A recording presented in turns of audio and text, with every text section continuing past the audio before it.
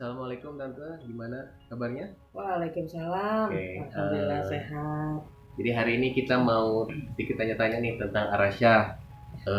Kira-kira boleh diceritakan nggak pertama latar belakang dokter dulu, di mana lahirnya, terus udah berapa lama di Tanjung Pinang dan pengalamannya? Iya kok. Riwayat hidup di situ Ya, ya. lewat hidup lah, sekilas aja. Sekilas ya riwayat hidup. Kalau saya sih, saya lahir di Palembang. Oh, lahirnya malah di Palembang. Palembang. Oke, Bulannya pasti Agustus ya. oke, Itu tahunnya ya masih tahun kepala 5 lah oke. udah lama sekali ya. Saya sekolahnya kemana-mana ya karena orang tua saya dulu polisi, jadi tiap 2 tahun Oke. putar-putar. Terakhir kuliah aja deh. Saya kuliahnya di Universitas Padjadjaran, Bandung. Oh, di Bandung. Oke. Angkatan tahun 78. Oh, 78. Belum pada lahir nih. Ya, 78 saya lulus tahun 85. Oke. Terus kerja pertama saya di Bandung, yang kedua kerja di Medan. Oh, jadi pertama ke Bandung dulu, Ya, baru di baru ke Bandung Medan. sambil nunggu pegawai negerinya selesai kan. Pegawai negeri capaknya selesai, Oke, baru kita bisa pindah ke Medan. oke. Waktu itu suami kan di sana. Di Medan sekitar 6 tahun, cukup lama. Cukup lama juga ya. Waktu itu saya bekerja di klinik khusus Kupsu, di poliklinik khusus kantor gubernur Oh, yang di kantor Sumatera gubernur, Utara. ya. Oh, Sana 6 tahun ya. Kemudian setelah itu saya berkesempatan untuk sekolah lagi, pulang ke alma mater saya di Bandung. di Bandung. Oh, oke. Kemudian dari tahun 94 saya lulus spesialis penyakit dalam tahun 99. Pas sekali ya. Saya masuk tanggal 17 Juni, lulus tanggal 17 Juni lagi. Oh, pas ya. Sangat pas sekali. Nah, setelah lulus dikirim ke Tanjung Pinang. Riau. Oh, Riau Ke dulu. Provinsi Riau ya. Oh. Waktu itu kan Tanjung Pinang Ya, masih belum Riau belum waktu itu. belum Kepri ya. Ya, Tanjung Pinang masih Riau. Kemudian ketika di Riau itu saya suruh pilih kan tempatnya di mana. Ketika itu ada tempat yang dokter spesialis penyakit dalamnya ingin pindah tapi belum ada yang ganti. Jadi ketika itu ya udah nggak apa-apa deh, saya aja di sini gitu ya. Oke. Nggak tahu di mana nih Tanjung Pinang tuh di mana nggak tahu. Tapi ada yang bilang gini, Tanjung Pinang ini kemana-mana naik perahu. Nah, ini tantangan buat saya. Karena di pulau begitu. Pulau selama ini kan kita di darat gitu ya. Iya, iya. Nah waktu kita di mana-mana naik perahu, naik ferry, naik. Ya udah, saya di situ aja deh. Tapi itu udah PNS berarti.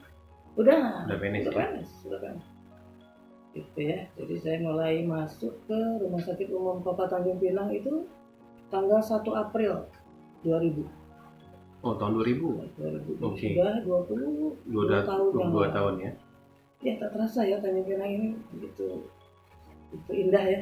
Kalau buat saya ya. Cuma ini menyenangkan deh. Kalau jalan-jalan. Berarti itu udah sama suami sama anak-anak udah pindah ke sini. Waktu itu sendiri saya. Oh, masih sendiri. Masih sendirian. Anak-anak masih sekolah di Bandung. Oke. Suami saya masih di Medan.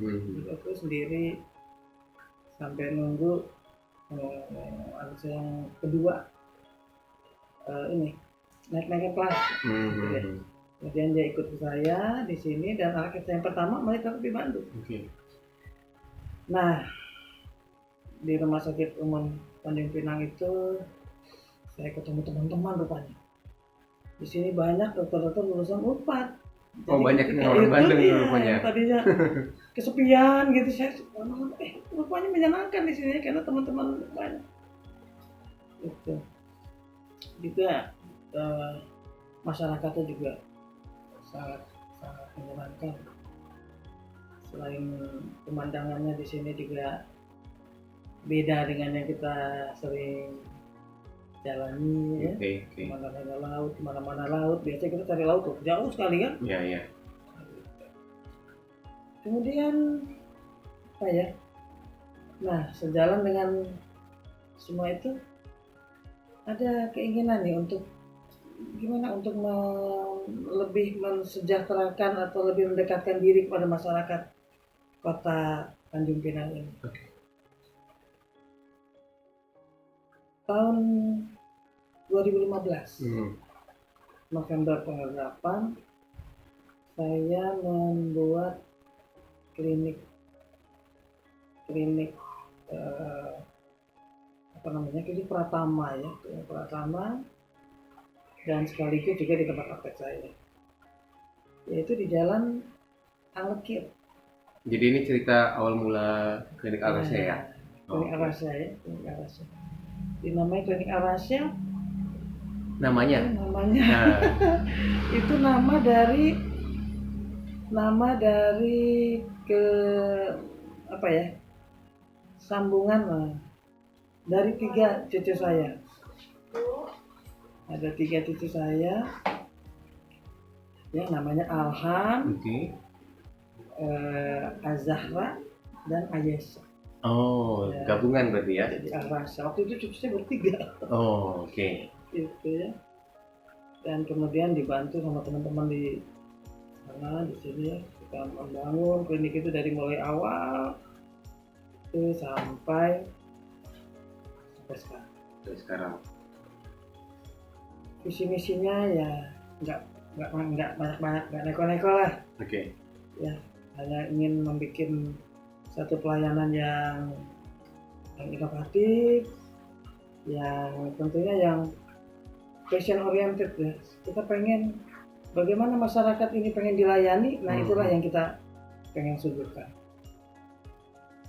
Dan di klinik itu juga dilengkapi dengan ada apoteknya. Waktu itu ada laboratoriumnya malah. Oh, dulu udah ada berarti ya? Ada. Oke. Ya. Kemudian sunat, ada pelayanan sunat, kemudian pelayanan BPJS juga udah ada di sana. Dari dulu berarti BPJS-nya? Ya, dari mulai awal udah. Dari pertama kali Dari buka awal ya? kita udah jadi klinik. Ya. Dulu kan sempat ada nih klinik bersalin Arasya Health Center di Arasya. Kalau boleh tahu itu kenapa tutup dan kapan buka lagi? Soalnya banyak dari para pasien, dari teman-teman yang tanya terus gitu, pengen tahu ceritanya. Iya, betul. Dulu ada Arasya Bersama. Itu yang mendirikannya anak saya, Oke. Dr. Afi Asti ya, Dr. Afi. Dr. Afi itu sangat bercita-cita membuat satu klinik yang bisa melayani ibu hamil, ibu menyusui, dan bayi-bayi. Ya, sangat sayang sekali sama ibu-ibu hamil itu. Oke. Ya, cita-citanya dan ingin diwujudkan. Akhirnya kita bikin klinik itu bersalin, sekaligus juga ada khusus ASI, khusus senam hamil, lengkap ya pokoknya. Gitu ya. Dan Afi memang menyiapkan dirinya untuk itu. Oke. Jauh-jauh hari dia udah kursus-kursus tentang melahirkan bayi normal, tentang memelihara payudara, senam hamil. Dia udah menyiapkan dirinya untuk itu. Sehingga ketika ada ide untuk membuat klinik bersalin dan kawan-kawannya itu udah langsung jadi. Ya, menyekolahkan, bahkan dia menyekolahkan bidan-bidannya itu ke Bandung ya, ke Bandung khusus untuk belajar bagaimana merawat bayi. Dan ketika itu yang paling aneh adalah bagaimana melahirkan apa ya namanya ya? Gentle birth bukan? Ya betul, gentle birth. Gentle birth. Gentle birth itu suatu cara melahirkan yang memang masih kontroversi, apalagi dengan para objin ya. Iya. Karena di situ yang digunakan adalah cara pendekatan persuasif ya. Gimana caranya kita menenangkan ibu, mengurangi kepanikan, mempersiapkan kehamilan dan persalinan itu suami istri. Nah itu dari mulai Jadi prosesnya cukup panjang ya. Prosesnya cukup panjang. Sampai ketika melahirkannya juga suami itu harus ikut di samping istrinya untuk memberikan dukungan moral ya. Nah, itu memang dijalankan nih kita. Ketika itu ada beberapa ibu hamil yang memang sudah disiapkan untuk sesar gitu. Tapi ternyata dengan cara pendekatan melahirkan dengan gentle birth itu bisa lahir dengan selamat tanpa operasi. Ya, itu memang mungkin perlu dilakukan penelitian lagi ya oleh kementerian atau apa yang berwajib buat cara pendekatan seperti itu masih bisa dipertimbangkan, terutama mungkin tempat-tempat yang tidak ada opsi, ya, tempat-tempat yang operasi itu suatu yang apa ya, cita-cita ya, karena nggak ada sarana. Terus kira-kira kenapa tutup dan kira-kira kapan buka lagi? Oh iya. Klinik itu tutup karena Afinya sekolah. Gitu.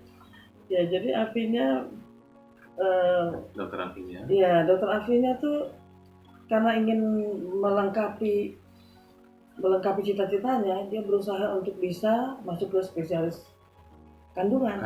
Ya, gitu ya. Jadi dia pindah ke Bandung untuk mencari pengalamannya lebih banyak lagi, kerja di sebuah klinik melahirkan di sana, klinik bersalin di sana yang cukup besar, sambil mempersiapkan ilmunya untuk masuk ke PPDS Obgyn. Dan alhamdulillah setelah sekian lama berjuang, akhirnya tahun 2021 ya, ini udah semester 2 nih, jadi sudah masuk kapan ya? Setahun berarti? Oh enggak, iya benar, Februari 2022 nih. Dia masuk, nah jadi ini udah masuk semester 2. Ya, mudah-mudahan aja cita-citanya bisa capai dan dia bisa lebih concern lagi nanti untuk membuat satu pelayanan yang terbaik untuk ibu hamil. Berarti ada rencana buka lagi atau gimana? Ya, rencana sih selalu ada ya. Rencananya pengen juga nih. Cuma belum ya. Tapi nanti entah ya, Allah juga kan ya. Ujungnya masih lama nih, sekolah masih 3-4 tahun. Kedepannya dari Bu Dokter sendiri sebagai pendiri pemilik Arasya ingin seperti apa untuk klinik Arasya gitu? Dan harapan misalnya untuk pasien dan segala macam, ada pesan-pesan gitu. Ya, harapan saya sih klinik Arasya bisa berkembang dan lebih bisa memberikan pelayanan yang terbaik untuk masyarakat, terutama yang sekitar Arasya. Ya, karena sekarang sudah ada beberapa teman-teman yang sudah bergabung di situ. Ada Dokter Agil, SPJP ahli jantung, Dokter Hendrik, SPB ahli bedah, Dokter Anlin SPKJ ahli kejiwaan, kemudian Dokter Dwi Fakhri spesialis anak, kemudian juga ada teman-teman dari dokter-dokter umum yang pandai menyunat. Nah ya, karena kita udah ada klinik sunat sana ya, klinik sunat dengan alis klem, kemudian kita juga ingin mengembangkan untuk pelayanan home care. Jadi pelayanan home care itu pelayanan di rumah pasien ya, ke rumah pasien. Kemudian juga pelayanan paliatif. Paliatif itu pelayanan untuk apa ya? Melayani pasien-pasien yang sudah di terminal ya, misalnya kanker yang sudah tidak ada harapan ya, tapi kan dia perlu dirawat di rumah, perlu dibesarkan hatinya, perlu diberi penguatan dan tentunya kesehatannya. Nah seperti itu ya, atau penderita stroke misalnya ya, yang sudah ya tidak bisa aktif sendiri, itu kan harus didampingi. Nah, jadi untuk membantu para keluarga pasien ya, untuk merawat ya, betul, merawat di rumah ya, karena untuk membawa mondar-mandir ke rumah sakit kan juga nggak mungkin ya, kadang jadi biaya lebih besar. Nah tapi kalau di rumah kita bisa membimbing keluarga itu untuk bisa melayani, untuk bisa mengobati atau apa ya namanya, mendampingi penderita-penderita paliatif tadi. Kemudian kalau tentang home care juga, ya home care itu satu pelayanan yang rupanya banyak diinginkan, apalagi dengan kondisi seperti sekarang ya, kondisi COVID ini ya. Sudah 2 tahun pandemi ya. Ya, pandemi ini untuk orang-orang yang sepuh ya, yang tua-tua itu kan pada takut juga mau ke rumah sakit. Nah, selain dengan telemedicine yang sekarang juga kita mulai kembangkan di Arasya, juga kita bisa datang ke rumahnya. Kalau emang diperlukan, kita perlu lihat orangnya, maka kita akan datang ke rumahnya. Nah, pelayanan home care dan paliatif ini sedang kita jajaki. Mudah-mudahan nanti bisa berjalan dengan baik. Pesan-pesan terakhir? Pesan-pesan terakhir. Boleh buat dokter, buat tim Arasya, Ya. pasien juga boleh. Buat semua Ya, juga pesan semuanya ya. Yang terutama sih untuk kita yang dari Arasya. Diharapkan semua keluarga Arasya, baik dokter, perawat, bidan, manajemen, cleaning service, semua bisa bekerja sama sehingga kita bisa maju bersama untuk melayani pasien-pasien kita dengan sebaik-baiknya. Dan untuk para pasien jangan jangan segan untuk menelpon kami, teleponlah kami. Apapun juga yang ingin diketahui, informasi apa saja yang ingin diketahui, silakan telepon kami. Insya Allah kami akan mencoba mencarikan jalan keluarnya. Ya, misalnya di mana rumah sakit yang buka nih hari Minggu, misalnya gitu ya. Atau misalnya saya nih ada sakit dada nih, bagusnya gimana? Ya, nah kami akan insya Allah akan memberikan jalan keluarnya dan bisa menunjukkan kemana pemecahan masalahnya. Ya, kami terbuka sekali untuk para pasien.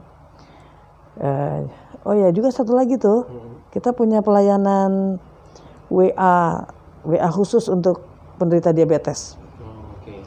Ya, diabetes. Nah, kalau belum ada yang belum menjadi anggota, silakan daftar.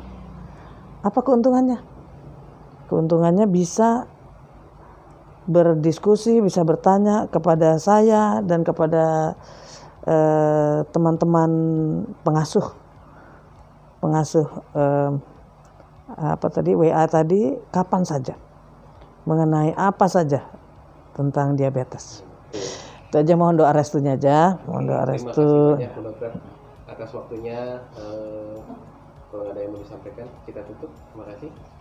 Sama-sama. Assalamualaikum warahmatullahi wabarakatuh. Waalaikumsalam warahmatullahi wabarakatuh.